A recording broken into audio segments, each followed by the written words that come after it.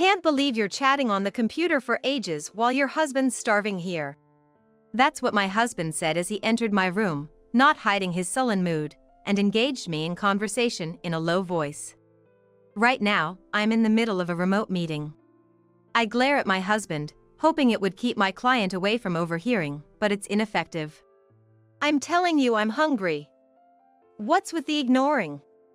Stop wasting time with pointless chats and get the meal ready. I try to mute my mic in a rush, but my husband's footsteps get closer. Hey, don't you dare ignore your master, you slave. My foot hurts. He kicked my right foot, the one I just fractured, and is still pressing down on it. The cast hasn't been removed yet. But he doesn't care and kicks my foot repeatedly. I wince in pain. He points towards the kitchen. The one who finally spoke to this man, who only cares about his food, was me. My name is Karen. I work in a corporate office. I met Joseph through work when I was 26 and we started dating. Joseph was 10 years older than me, but I was attracted to his mature, calm demeanor and kindness. When we were dating, Joseph was always gentle, and we hardly ever argued. We got married after 2 years of dating without any major issues. I thought it was the happiest time of my life. But then, Joseph's attitude changed overnight. That day, I was late from work and hurried back from the supermarket. Joseph had already gotten home and was relaxing on the couch, watching TV. I'm home. You're already back, Joseph. I just bought groceries, I'll quickly make you dinner. When I spoke to Joseph, he turned to me with a sullen face. You're late. You're going to cook now? I'm starving here. Stop wasting time. His words were unlike anything I'd heard from him before. We had been living together before marriage, and usually, when I had to work late and he got home early, Joseph would naturally prepare dinner for us. When I thanked him, he would always smile gently and say, "It's only natural since we both work." But the Joseph in front of me now seemed like a completely different person. Come to think of it, today when I texted him on WhatsApp, "I'll be late because of overtime," he read it but didn't reply. Before, he would have replied, "I can leave on time today, so I'll prepare dinner." Or, "I might be late too, should we order delivery or eat out?" Feeling puzzled by Joseph's attitude, I tried to ask him indirectly, trying to sound as casual as possible. "Hey, Joseph, you seem a bit off today. Is something wrong?" Then Joseph, with a look of annoyance, dropped a bombshell. "Now that I'm married, I don't need to be nice to you anymore." What? I was stunned, being unable to comprehend. Seeing my reaction, Joseph burst into laughter. "I was nice to you because we weren't married. But now that I am, we're doing things my way. From today, you're my slave. That's final." What's that supposed to mean? I was dumbfounded by Joseph's words. Also, the laundry's not done, and the bath hasn't been cleaned. Obviously, you'll do all that. And make dinner within 20 minutes. Hey, don't just stand there, get moving. He shouted and turned back to the TV. While being utterly bewildered, I somehow managed to do the household chores. Just like him, I was hungry. I tried to calm myself down while cooking. But when the meal was ready, "It's bland and tastes awful," he complained about my cooking. When I did the laundry, "I don't like the way you fold clothes," he got angry. Finally, when I thought I had a moment of peace, Joseph demanded a massage. Exhausted both in body and spirit, I couldn't refuse his intimidating demand and gave him the massage. Rather than anger, I was more confused by his complete change in behavior. Even as I massaged him, he complained, "You're weak, you're terrible at this." But the next day, and the day after, Joseph continued to treat me like a slave. I hoped he would return to the kind Joseph I knew, but there was no sign of that. I couldn't stand his behavior anymore, and naturally thought about divorce. However, I had lost both my parents in an accident when I started working, had no other family to turn to, and had sold my childhood home when I got married. We hadn't had a wedding, but had spent quite a bit on moving and furnishing the house. If I left at this moment, I'd have to live in a hotel until I found a place, and I had no idea how much that would cost. So, I secretly started preparing for divorce, planning to leave once I had another place to go. Joseph continued to verbally abuse me every day. No matter what I did, I was scolded, always hearing, "I'm disciplining a bad wife. It's for your own good." I felt nothing but disgust. One day, as Joseph came home late without letting me know, I had already finished dinner and bathing. When he arrived, "Why did you eat without waiting for me? Women should wait for their men. And you should bathe after the man. You really are hopeless." He spewed various sarcastic remarks. Furious at his words, I almost talked back, but I endured his words for leaving as soon as I'm ready in the future. Just until I find a new place, I kept telling myself like a mantra. Then, one morning, Joseph gave me morning greetings by saying, "Hey, the shirt's wrinkled. Can't you even iron properly?" I had fallen asleep exhausted without ironing the day before. Feeling self-loathing for letting him take advantage of me, I hurriedly ironed and got ready for work. When I opened the door, it was raining outside. Our apartment was on the second floor, so I used the stairs. As usual, I went down the familiar path, but slipped on the wet stairs and fell down to the first floor. The pain was like nothing I had ever felt before. And I realized something terrible had happened. When Joseph came out of the entrance, I called out to him for help. "I fell and hurt my leg. It hurts so much I can't move." Joseph looked at me and frowned. "I'm late for work because I waited for your ironing. You're fine. I'm going to work." Saying that, Joseph sighed and walked past me. No way. I shed tears from the disappointment in Joseph and the pain in my leg. Then, a resident on the first floor heard the noise and came to check, promptly calling an ambulance for me. The examination revealed that I had fractured my right leg. I went through a surgery, was put in a cast, and had to recuperate at home. During my several weeks of hospitalization, Joseph only visited me once. And that was not to show concern, but to complain. "You're making too much of a fuss over a fracture. You're my slave, so hurry back and do the housework. I mean, I came here because you unnecessarily called my office, and you don't even apologize for the inconvenience." After ranting like that, he left without listening to anything I had to say. Though I knew it, not a single word of concern for me came out from Joseph's mouth. I had called his office in the first place because I couldn't reach him on his cell phone, no matter how many times I tried. I needed to inform him that I would be away from home for a while, anticipating that he would be angry if I didn't. Sighing repeatedly, I realized life without Joseph was stress-free and happy. Determined to divorce him once I was discharged, I focused on my treatment. Soon, I was discharged. When I returned home, the room was a complete mess. It seemed Joseph had hardly done any housework. Although it was within my expectations, I was surprised he could live in such a condition. I still had the cast on and couldn't move freely for about a week, but I started to do some housework bit by bit. I had explained my situation to my company when I was hospitalized, and they had kindly switched me to remote work, considering the difficulty of commuting with my injured leg. A few days later, while I was in a remote meeting, Joseph slowly entered the room. "Look at you, chatting on the computer while your husband is starving." I could not let my clients hear this. I glared at Joseph, who then turned red. "What's that look on your face?" and shouted. Realizing this was hopeless, I reached for the mouse to mute the microphone, but Joseph stomped over, making a noise. "Don't you dare ignore your master, you slave!" He kicked my right leg saying that. He even stepped on the cast with his full weight. "Hey, hurry up and prepare the meal and the bath!" Besides his anger, he kept kicking my not yet healed leg, causing me to groan in pain. "Flirting with other men after all this trouble you've caused me? You still don't understand who you belong to." Then, my partner on the meeting call spoke up sternly to Joseph. "Is that all you have to say?" Joseph was startled by the voice and turned to look at the person on the computer screen. The man with whom I am having a remote meeting is in the picture. Joseph looked at the person on the screen and suddenly he started to tremble. It was a man from the company I was dealing with, named James.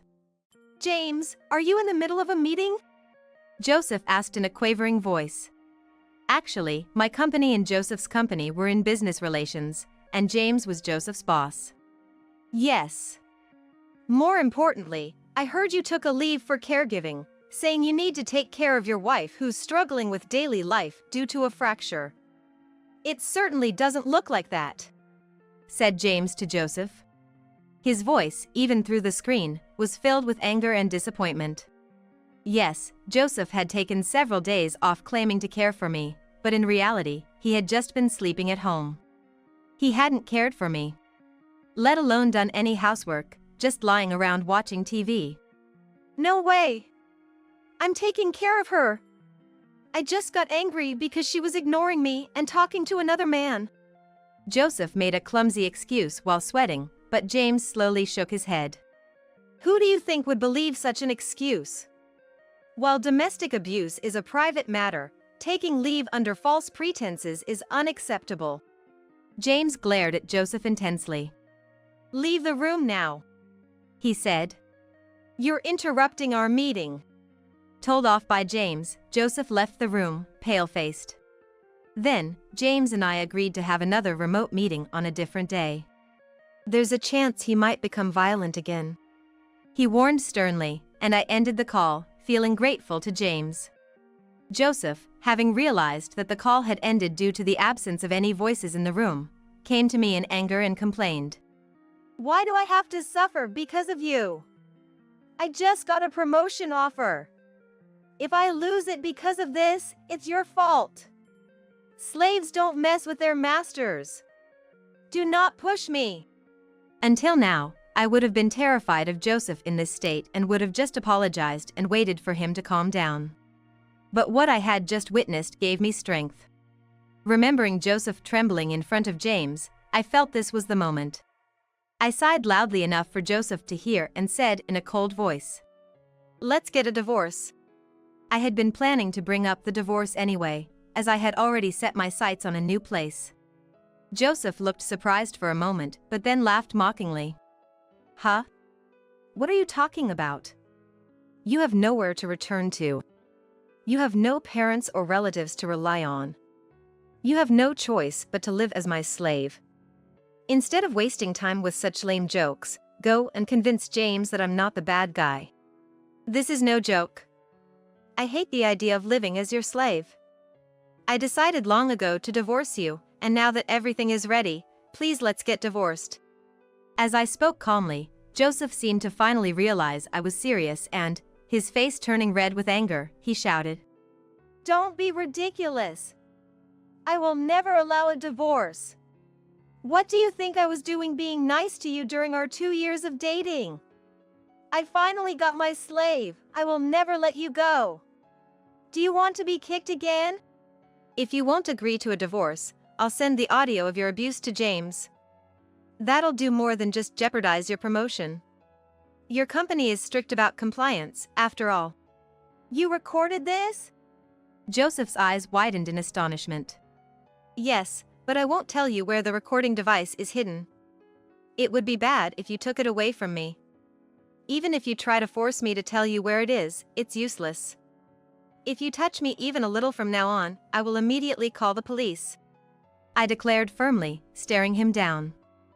After a moment of silence, Joseph gruffly said, "Yeah, I don't want to be with someone like you. Divorce it is then. You have a few days to leave. I'll stay in a hotel until then, so be gone when I get back." Joseph left the house. Relieved. Good, now I can get divorced. I smiled and said. Actually, the recording was a lie. It was a spur-of-the-moment lie because he reacted more strongly to divorce than I expected. Relieved that the divorce would go through, I felt a surge of happiness. In the next few days, I packed my belongings, got the cast off my leg, and successfully signed a contract for the new house I had been eyeing. I left the divorce papers on the table filled out by me, and completed my move. Soon after, I filed for divorce. Feels great to be rid of a woman like you. Just so you know, don't ever send that recorded voice to James. Not just to James, but to no one. I received a message from Joseph. I didn't reply and blocked his number. Thus, my short marriage to Joseph came to an end. Joseph probably just wanted a slave he could control. What does he think people are? He must have thought that once I was married, having no parents, I wouldn't try to escape and would just obey everything. I hadn't noticed Joseph's true nature at all during our relationship. If only I had realized before getting married. I feel disgusted with my inability to judge men. I think I've had enough of romance for a while. 3 months have passed since my divorce from Joseph.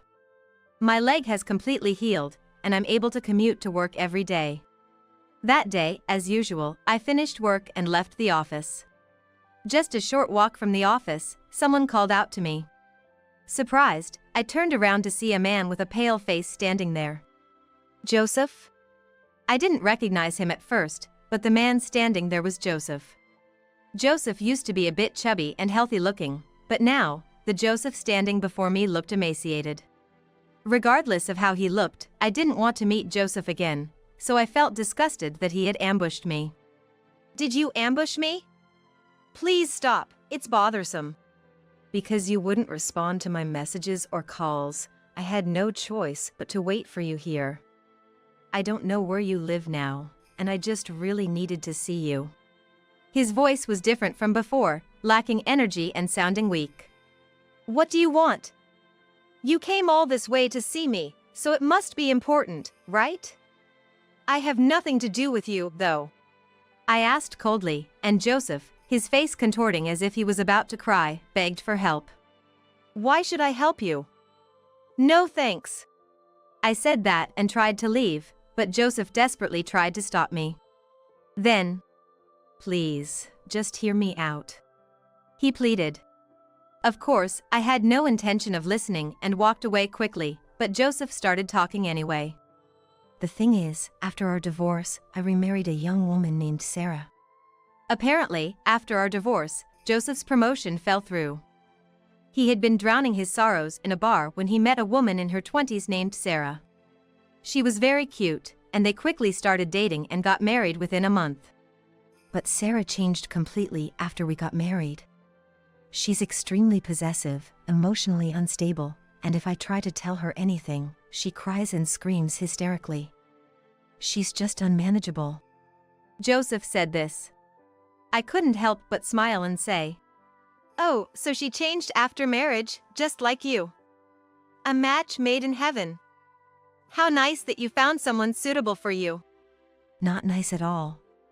She keeps messaging and calling me at work, even calls my office. If I don't reply or answer, she cries and gets angry. She's even started accusing me of cheating. She actually stormed into my office the other day. Even as he spoke, Joseph's phone kept ringing. You know, I thought Sarah would be just like you, always obeying me. She said she was estranged from her parents, too. But I was wrong. I can't live with such a hysterical woman.